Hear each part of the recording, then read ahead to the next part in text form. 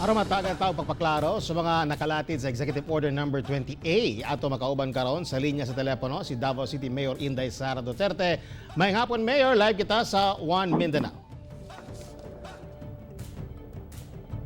Mayor, may hapon. Mayor. Okay, balikan na to, no? Ayun sa nato ang linya. Okay, Mayor, go ahead Mayor, may hapon. May hapon? Ayan. Klaro ba, Mayor? Madungog ko ninyo? Yes, madungog ko Ayan. ninyo. Okay, madungog. Mayor, no, mandato, karong nganong gipahunong man gid no ang issuance ni ining quarantine pass no sa matag barangay ug kinsa ba gyud ang pwedeng makasulod gawas sa mga balay? Yes, oo. Gipahunong nato ning mga quarantine pass na gina-issue sa ato ang mga barangay, no? Because ideally, okay lang siya kung ang pass, ang tao naara sa sulod sa barangay magtuyok and ang naga-check naara pod sa sulod sa barangay. Ang problema man gud ani is that ang ubang mga tao, syempre magawa sila sa ilahang barangay, dito sa pikas barangay lahi na pod ang patakaran sa pass. Kay wala gyud tay pass, wala tay quarantine pass na ginatawag sa pagkakaron. Kay kaning quarantine pass, epekto ni siya sa kanang enhanced community quarantine na ginatawag. Kita karon sa Davao City, wala pa ta sa enhanced community quarantine. Okay. The only time na moabot ta og enhanced community quarantine is number 1, kung isarado nato tanan ang ato ang opisina sa City Hall, sa Executive Department, and tanan mi magtrabaho gikan sa balay, ang mabili na lang sa dalan ang PNP, AFP o ang ato ang mga health workers.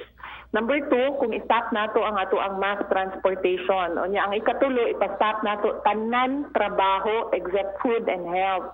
So mo ni siya ang mahitabo during an enhanced quarantine na manginahanglan ka og passes. But sa pagkakaroon, nakita ninyo sa ato ang Executive Order 20-A, doon na tayo mga sectors na gitugtan sa ato ang mga doctors, no, na magpadayon sila sa ilahang trabaho. And ubay-ubay pa po sa mga sectors nato ang allowed to continue work provided that doon ay distancing ang ilahang mga employees. And kung offices sila, doon na sila skeletal workforce na doon na po distancing ang mga employees. Okay. At least ugma man na ipatuman ng Executive Order 20-A Mayor, no? Opo, correct po. Executive Order 20-A magsugod ugma alas 5 sa kadlawon. Okay.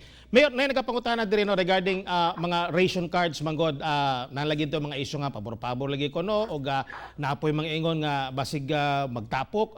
Unsa ba gyud ni ang patakaran nato with regards to ration cards?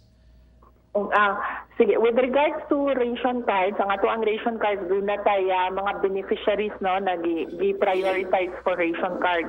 Because ang tibuok Davao City, 1.6 million na population affected man tanan. Estudyante, wala na eskwela, mga parents, wala na trabaho, tanan.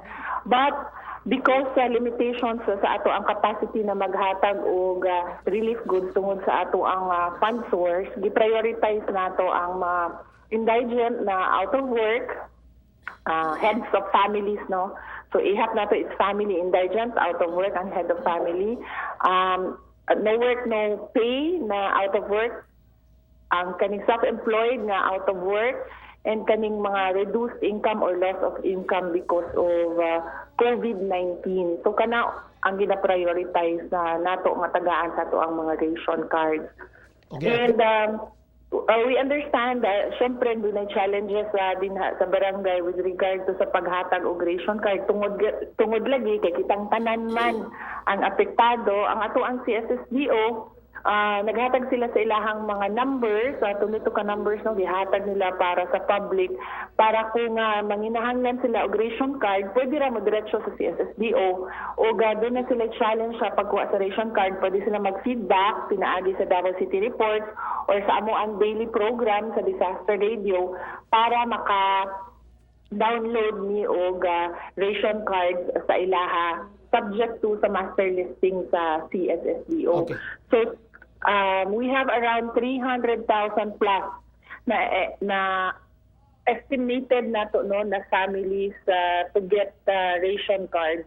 Okay. That of course subject ni siya sa master listing. Maulang ni siya ang amo ang working number sa pagkakaroon. Okay, Mayor, I understand daghan po yung mga ubang sektor nga mitabang no usa niini ang Iglesia ni Cristo na dawat ta ba ninyo ang ilang tabang Mayor uga. Unsa may matabang niini no, especially sa pag-procure nato sa mga ubang gamit labi na sa katong mga frontliners nato. Opo, ang Iglesia ni Cristo, naghatag sila og cash donation sa City Government of Davao. Hinanamo sila to directly deposit it sa trust fund, COVID-19 trust fund sa City Government of Davao, dinha sa Land Bank of the Philippines, and we will issue them a receipt. Magpasalamat ta no sa donation sa ato ang mga kaigsuunan, sa ating mga kapatid sa Iglesia ni Cristo sa kanilang tulong para sa syudad ng Davao upang matulungan din ang buong syudad ng Davao City at yung mga naapektuhan ng COVID-19. So this is a 3 million donation from INC na naa sa ato ang Land Bank Trust Fund. Okay, last na lagi Mayor, una ko magpasalamat nagawas mo guni maingon nga manglaparo daw katinood ba daw ni? Nag-ingong ko nga, sigurado ko nga dili ta mo abot sa ingana na punto because ang mga Davaoenyo kebalo ko nga kasabot sila kung unsa ilahang mga kinahanglan buhaton, dili man kaayo lisod sabton, especially ang atong EO 20-A, di kaya kaayo sabton kung unsa ang mga kinahanglan buhaton sa mga tao. Di na ta mo abot ana sa ingana na punto. Okay. Daghang salamat kayo, Davao City Mayor Inday Sara Duterte, maayong hapon. Thank you, maayong hapon.